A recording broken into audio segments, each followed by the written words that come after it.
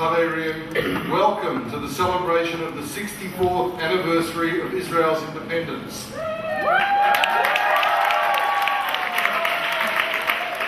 I'd like to extend a particularly warm welcome to Mayor Yitzhaki, Deputy Chief of Mission at the Embassy of Israel, and to our distinguished guests, Mark Dreyfus, QCMP, Cabinet Secretary and Parliamentary Secretary for Climate Change and Energy Efficiency, representing the Prime Minister, Julia Gillard. David Stafford, MLA, Convener of the Victorian Parliamentary Friends of Israel, representing Minister Nicholas Katsiris, the Minister for Multicultural Affairs and Citizenship.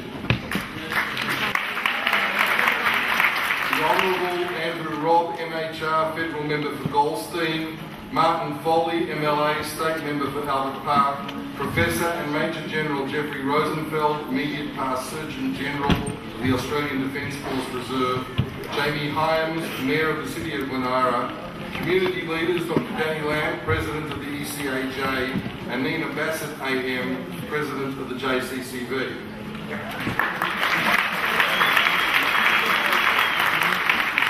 This event, and indeed the work of the Zionist Council of Victoria, would not be possible without the vision and commitment of our valued supporters, partners, patrons and sponsors who are individually acknowledged in your programs and whom we welcome as our special guests of honour.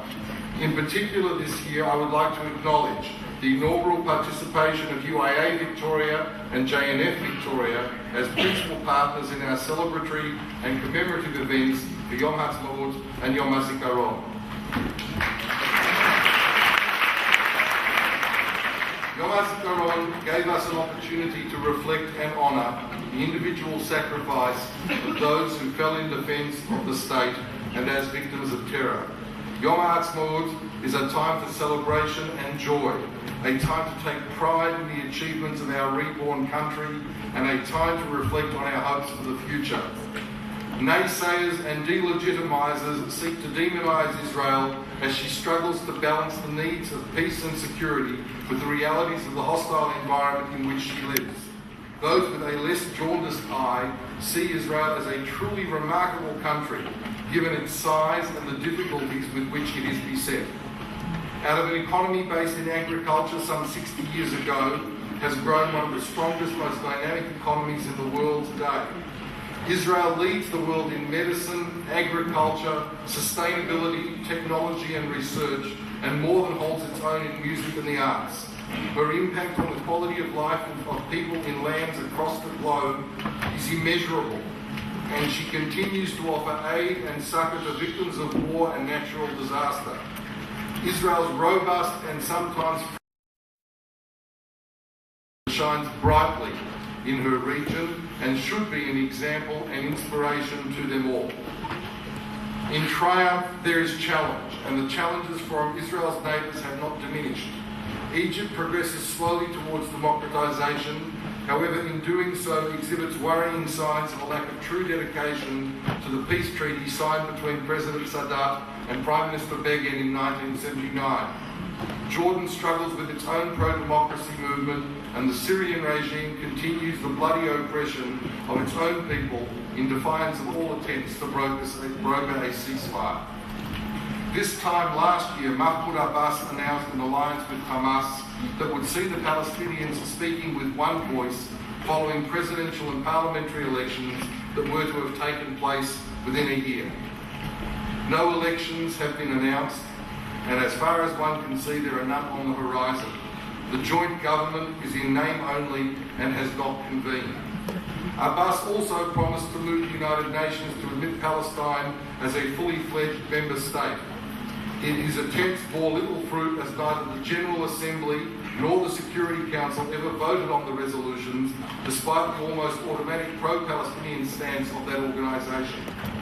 Finally, and perhaps most egregiously, he called for massive demonstrations against Israel from within the population, a rallying cry to a third intifada or Palestinian spring that thankfully fell on all but deaf ears.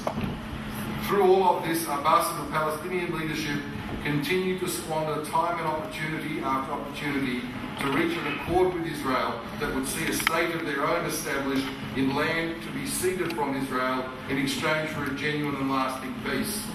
It is not the housing estates of Jerusalem or the satellite suburbs or towns established in Yehuda and Shomron that are primary obstacles to peace, as Abbas would have the world believe. It is the intransigence and gamesmanship of the Palestinian leadership that, with few rare exceptions, is more concerned with their own power and wealth than with the welfare and future of their own people. The Zionist Council of Victoria, comprising 51 affiliate organisations, is your voice and serves to connect you and the whole community to the State of Israel and her people, to advocate for her and to celebrate her achievements, to counter those who seek to undermine her, and to support and encourage those who stand up for Israel's rightful place of honour in the community of nations. The role of advocacy and support for Israel is not ours alone. The contribution of every single individual in supporting Israel and the organisations that support Israel through education, advocacy, promotion and fundraising is paramount. We are all here tonight demonstrating our commitment in the simple and obvious way of being a part of Yom Ha'atzmaut. We, my friends, need to take on the task of generating this commitment and involvement amongst the other members of our community who have chosen not to come here tonight. In July this year, we will mark the 36th anniversary of the heroic rescue of the hostages held by Palestinian terrorists at Entebbe airport in Uganda, in which 5 Jews lost their lives, including Yoni Netanyahu, the commander of the mission and the brother of the Prime Minister. On the day the hostages were returned to Israel, the 4th of July 1976, coincidentally the 200th anniversary of the independence of the United States, the then leader of the opposition, Menachem Begin, gave a stirring speech in the Knesset in which he honoured the heroes of the mission and Prime Minister Yitzhak Rabin's government's decision to launch this high-risk rescue. Mr. Begin said this: "We are no empire. We are but a small nation.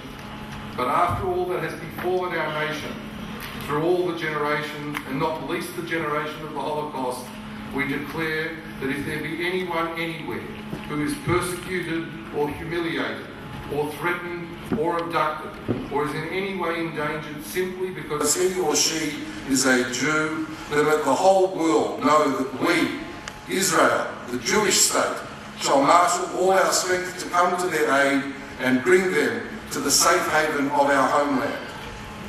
On this, the 64th Yom Ha'atzmaut, we pray that Mr. Begin's pledge will never again need to be fulfilled, that peace will come soon and in full measure, and that Israel will be able to turn all of her considerable talent and enthusiasm to the advancement of the nation, the Jewish people, and the world at large. Mazel Tov Israel, Chag Atzmaut Sameach.